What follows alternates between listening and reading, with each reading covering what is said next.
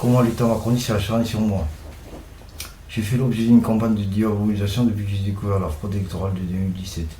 J'ai été catalogué d'ancien dégrandisme à cause de mes fréquentations de jeunesse et de mon sans empathie. Oui, fréquentation de jeunesse, parce que dans mon passé, j'ai eu des amis qui étaient des délinquants, qui ont été fichés pour des choses qu'ils ont commues, trafic de drogue, vol de voiture, des choses comme ça. Il y en a un même, il a été attrapé par la BRI pour trafic d'armes. Voilà, donc comme moi j'avais pas de condamnation à mon casier, parce que j'avais rien fait avec eux, ils ont voulu me mettre dans l'histoire, donc ils ont répandu des rumeurs comme quoi on m'avait jamais chauffé, qu'il fallait tout faire pour me chauffer. Donc c'est ça quoi, ils voulaient ma tête tout simplement. Pour eux que j'étais un salaud, un criminel, alors que je n'ai jamais été un criminel. C'est pas parce que vous connaissez dans votre voisinage des gens qui vendent du shit, qui sont des dealers, que vous êtes un dealer. Je pense que vous serez d'accord avec moi. Alors j'ai été catalogué de cybercriminel fiché en tant que menace persistante avancée. J'étais la cible de cyberintrusion en répétition. Mes travaux, notre machine virtuelle l'avons utilisée pour retarder mon apprentissage, m'empêcher de sécuriser mon réseau, me priver de mes yeux et de mes oreilles. Une partie de mes données a été détruite, des documents courants, des screenshots, des captures de pages web. J'en ai parlé tout à l'heure dans les courriers que je vous ai lus. J'ai été placé sur écoute illégalement, transfert d'appel à numéro jetable et mon ex-femme aussi. Je vais vous montrer un exemple.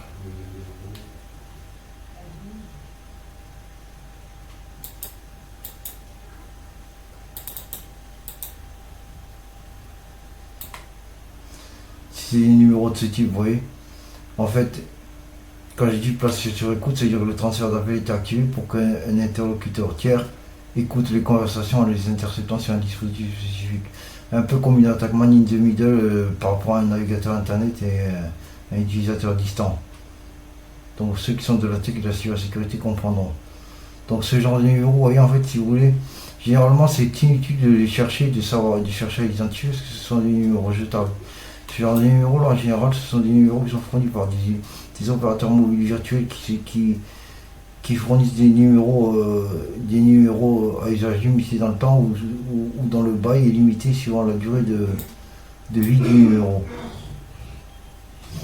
Notamment on a certains fournisseurs de numéros de téléphone temporaire qui sont très utilisés dans le domaine de la cyberintelligence comme KP Télécom qui est un MVNO canadien, KPCAP, le accent aigu, Télécom, MVNO canadien, qui fournit des multiprofils eSIM, donc qui permet justement au monde du crime organisé, notamment aux trafiquants de drogue, aux criminels en tout genre et aux flics aussi également, de faire leur boulot en changeant de numéro. Ça évite l'identification, ça évite la facilitation de l'identification de l'appelant. Parce que le numéro est jetable. C'est-à-dire que si vous souscrivez un abonnement chez eux, vous pouvez changer de numéro 10 fois d'affilée, il y a 10 numéros différents, ce sera plus difficile de vous tracer. Et c'est sur cette difficulté de traçage que comptent les criminels. Et c'est également sur ces difficultés de traçage des appels par ce biais que fonctionnent les services de police qui travaillent dans le domaine du renseignement et de la cybersécurité, du cybercrime. Donc j'ai été victime de superficie, mais d'usurpation d'identité, coloradi, spoofing et swing. Je suis devenu anxieux au point que mon traitement psychologique d'enfance, mon syndrome de stress post-traumatique s'est réveillé. Hypersensibilité au voie de la lumière, insomnie, cauchemar réveillé, à l'origine des violences intrafamiliales involontaires qui ont fait de moi l'artisan de destruction de ma famille. Je m'explique. Ce qui s'est passé, c'est que j'étais tellement anxieux, j'étais tellement sur le nerf, sur le qui, parce que ça me rendait, cette ambiance à ce climat là m'a fait complètement péter les plombs. Donc j'en étais arrivé à un point où j'étais hypersensible à la lumière, la lumière m'aveuglait, les sons stridents me faisaient sursauter, j'étais tétanisé par les sons, à tel point que j'en faisais des cauchemars réveillés même en pleine nuit. Et un jour, mon fils avait à peine 3 ans, il dormait sur le lit entre moi et ma femme, il s'est accroché à mon cou, j'ai donné un coup de bras pour le jeter, j'ai failli tuer, si ma femme n'avait pas été là, il serait mort. Alors, deuxième chose, à cause de ce climat de harcèlement permanent, comme j'ai pété les plombs et j'étais pas bien dans mes baskets, un jour mon fils était en pleurs et comme il pleurait, il a tellement pleuré que ça m'a fait la tête qui résonnait. J'ai attrapé par les épaules en lui criant dessus, en lui disant qu'il fallait qu'il arrête. Je l'ai pas tapé mais j'ai crié dessus. Et je ne m'étais pas rendu compte, ma femme m'a dit que j'étais à 2 heures de lui briser le cou s'il n'était pas intervenu. Donc ça veut dire qu'à cause de ce qu'ils m'ont fait, j'ai failli tuer mon fils. Mon fils alors qui est pourtant ma seule raison de vivre.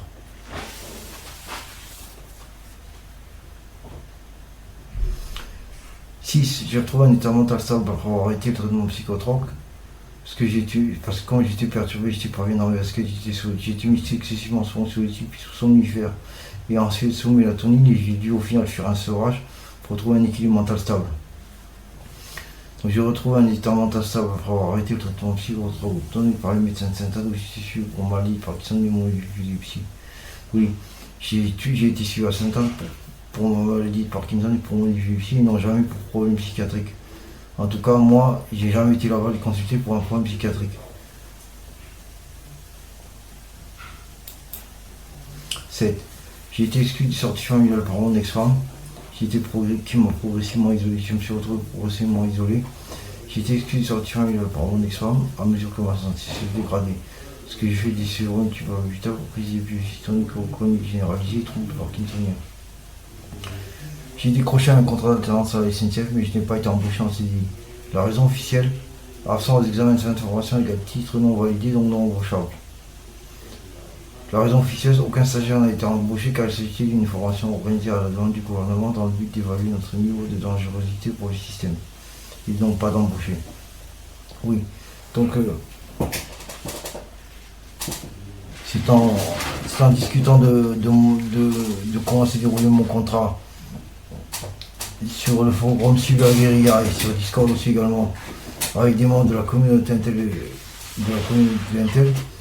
qui sont des contacts de Alberto Daniel Hill qui représente Anonymous Venezuela ou Uruguay, quelque chose comme ça.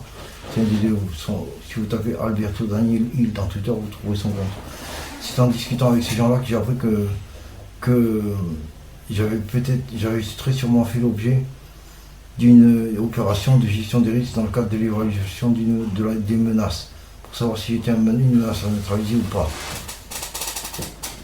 Donc ça signifie qu'en fait, suite à la découverte des élections présidentielles truquées, les gouvernants ont été jusqu'à organiser une formation pour me recruter dans le but d'évaluer mon niveau de dangerosité pour savoir s'il fallait me liquider ou non. C'est ça que ça signifie. 9. J'ai été mis sous perfusion d'Aphronfine en juin 2021, mon système nerveux a été dissous en moins d'un an. Selon mon examen, j'ai eu des absences passagères lorsque j'étais sous Aphronfine, parce que par moment je faisais des shoots, face aux crises de tremblement d'ouvre, je faisais des shoots de 10 à 12 shoots par crise. J'ai subi 3 opérations neurochirurgicales en 2022.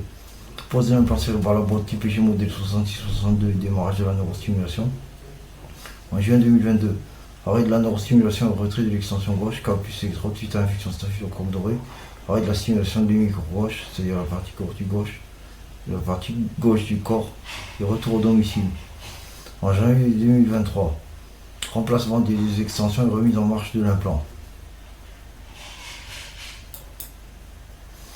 En janvier 2024, j'ai rencontré des complications médicales atroces avec l'implant. Je me suis disputé avec mon ex-femme. On va revenir dans l'historique des événements, voir l'événement 14, pour voir qu'est-ce que c'était que ces complications.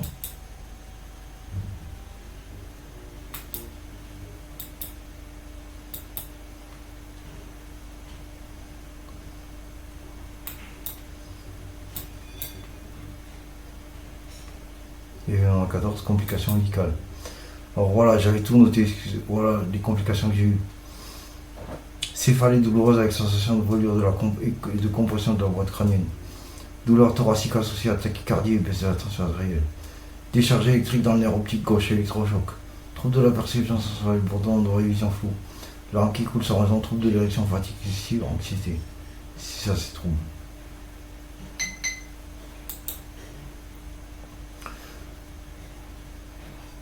Bon. Donc je disais en janvier 2024, j'ai rencontré des complications médicales atroces avec l'implant, j'ai discuté avec ma femme. J'ai l'impression que la justice a profité de ces difficultés comme une opportunité pour me crucifier comme si elle attendait depuis un moment d'avoir une femme de tir pour me shooter. J'ai l'impression que la justice a profité de ces disputes comme d'une opportunité pour me crucifier, comme si elle attendait depuis un moment d'avoir une femme de tir pour me shooter. On a prélevé mon ADN, j'ai été fiché au fichier des personnes recherchées, j'ai été condamné à 6 mois de prison avec sursis, inscrit Et la condamnation a été inscrite au casier judiciaire. Alors, j'avais pas de casier avant. J'ai été inscrit au fichier national d'interdiction d'acquisition et d'utilisation d'armes. Votre avis, la sanction, mesure disproportionnée ou non?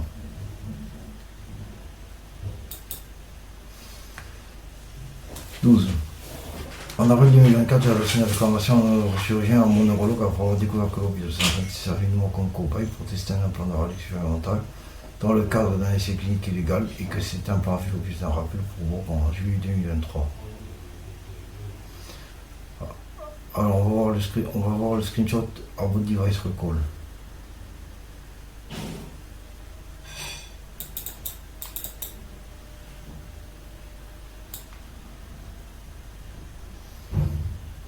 Vous voyez ce qui est marqué. Hein.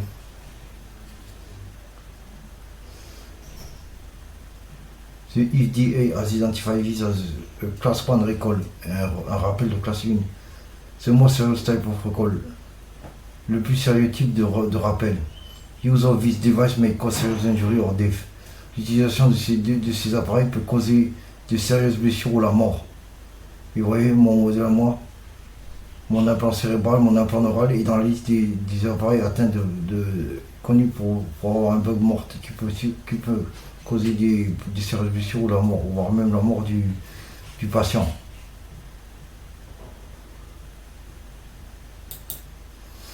Pour les détails du rappel, vous irez voir dans le dossier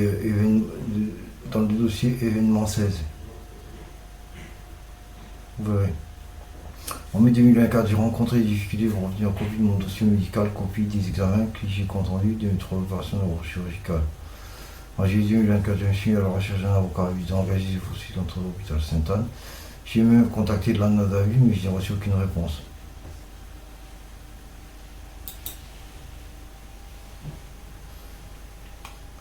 J'ai déposé une demande de juridiction en vue de me faire aider d'un avocat pour intenter une action en justice contre l'hôpital, mais elle a été rejetée. Raison officielle, prétexte bureaucratique, doublons de la demande, parce qu'ils ont vu que j'ai déposé à la fois une demande de divorce pour me séparer de ma femme qui me pressait pour divorcer, parce qu'elle a été pressée de divorcer, mais quand elle ne s'est pas gérée, l'administrative française, elle voulait que je l'aide à faire les démarches, donc j'ai bien gentil, parce que moi je ne garde pas quelqu'un qui se voit avec moi prisonnier, qui croit qu'il est obligé d'être en couple. Je ne suis pas comme ça, donc j'ai lancé le divorce pour que ça puisse aboutir jusqu'à aujourd'hui, ça n'a pas abouti. Donc la raison officielle, tout le monde la vente, parce que deux demandes de juridiction alors que ça n'a rien à voir. Et la raison officielle, preuve irrecevable. Et suite à ces demandes juridictionnelles, quand l'hôpital a pris de nouvelles que je voulais porter plainte contre eux et déposer une action en justice, mon suivi médical a brutalement pris fin, ils ont mis fin à mon suivi médical. La raison officielle, je me suis rendu au bureau des juridictionnels suite au refus de la demande des juridictionnels. Ils m'ont expliqué en grosso modo que le document prouvant que j'ai fait l'objet d'un essai clinique illégal et que l'appareil a fait l'objet d'un rappel parce qu'il devait être soit mis à jour, soit enlevé suite à l'occasion d'une nouvelle opération neurochirurgicale. Ils m'ont dit que ces documents-là n'étaient pas recevables en tant que preuve parce que je les avais obtenus par moi-même de manière contestable puisque j'avais utilisé une requête de Google Dorking pour me procurer. Alors ils m'ont dit que si ces preuves-là étaient présentées par un officier de police judiciaire, ils auraient pu en tenir compte. En septembre 2024, j'ai fait un bilan sanguin qui s'avère inquiétant à cause d'un taux de protéines C-réactives. Ça j'en ai parlé tout à l'heure. En novembre 2024, mon ex-femme en a eu marre du progressement de la situation et qui s'est obligé de mon conjugal avec le tir, elle a abandonné le domicile en me laissant l'idée du ménage.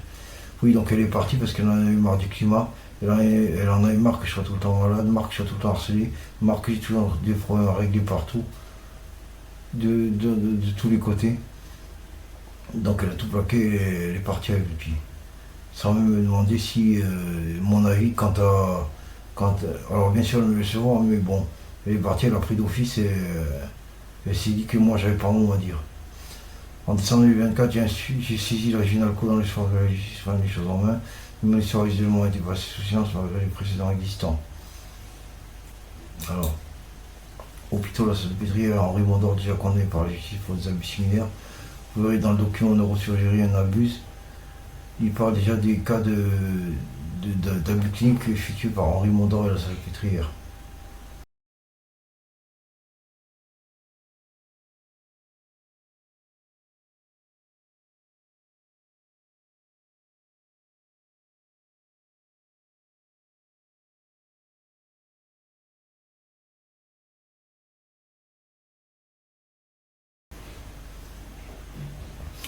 Huit médecins mis en cause dans des essais thérapeutiques illégaux sur des maladies neurodégénératives.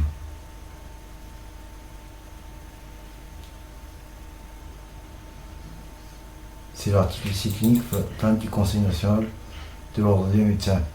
Vous voyez? Le Conseil national de l'ordre des médecins a porté plainte contre 8 médecins dans la juridiction ordinale. Le Conseil national de l'ordre des médecins réuni à la session a décidé de porter plainte devant la juridiction ordinale contre 8 médecins déjà identifiés comme étant liés au fonds judiciaire, mis en cause dans des essais thérapeutiques illégaux sur des maladies neurodégénératives pour violation, notamment des articles 15, recherche impliquant la personne humaine, 39 sur l'article 40 risques injustifiés du Code de déontologie.